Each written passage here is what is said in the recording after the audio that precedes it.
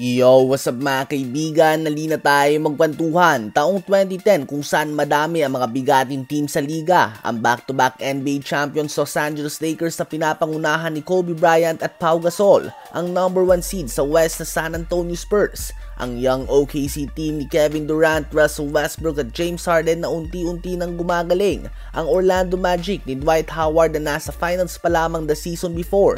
Ang Boston Celtics na nakadalawang finals appearance the last 3 years. Ang overall number 1 seed Chicago Bulls sa pinapangunahan ng youngest MVP ever 22-year-old Derrick Rose.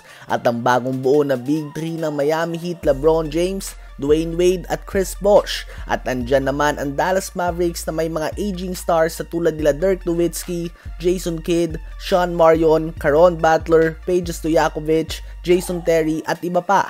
Patungo sa playoffs ay wala nga nag-e-expect na magkakampyon ng Dallas Mavericks bukod nga sa napakatindi ng daan na kailangan nilang tahakin sa Western Conference. Ang Boston Celtics, Miami Heat at Chicago Bulls nga ay napakabigat din na kalaban mula sa East. Subalit tinalo nga nila ang Blazers. Winalis nila si Kobe at ang back-to-back champions Lakers sa second round at gentleman sweep naman ang inabot ng young OKC team sa West Finals. Pagdating nila sa NBA Finals ay heavy underdog sila kontra sa Miami Heat. Ganun pa man, in just 6 games, kahit na nilalagnat pa si Nowitzki ay pinauwi nila ang very hype team ng Miami Heat.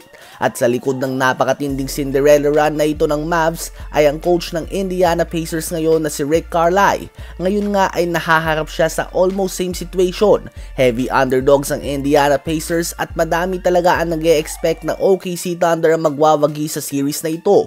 Some are even saying na wawalisin lamang nito ang Pacers mga kaibigan. Hindi nga expected ang finals run na ito ng Pacers dahil akala ng iba ay tsamba lamang ang pagkapasok nila sa East Finals last playoffs. Kung sasabihin mo nga sa umpisa ng season na aabot sa finals ng Indiana Pacers ay malamang pagtatawanan ka lamang ng mga fans ng Celtics, Bucks, Cavs, Knicks at iba pa. Subalit andito na nga tayo ngayon. Malaki ang pinagkaiba ng team na hawak ni Rick Carlisle noong nagkampiyon ng Mavs at ngayon.